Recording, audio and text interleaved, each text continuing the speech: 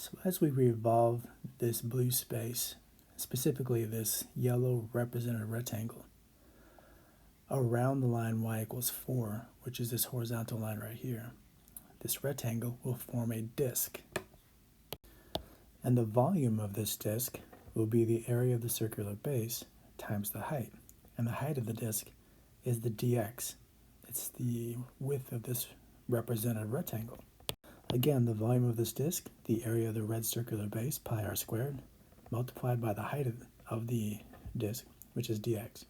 So we just need an expression for the radius, and the radius is the distance from the center of the disk, which will be this line for all the disks, up to this value. So it's this y value minus this y value, which is the y value of our line, minus the y value of this line, which is x plus 4, the y value of this line, minus 4, which is just good old x. All right.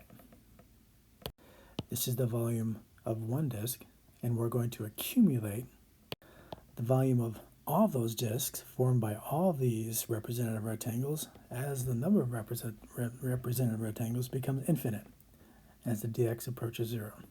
We're going to accumulate these volume disks using the definite integral symbol. And we're accumulating those disk volumes as x goes from 0 to x equals 4.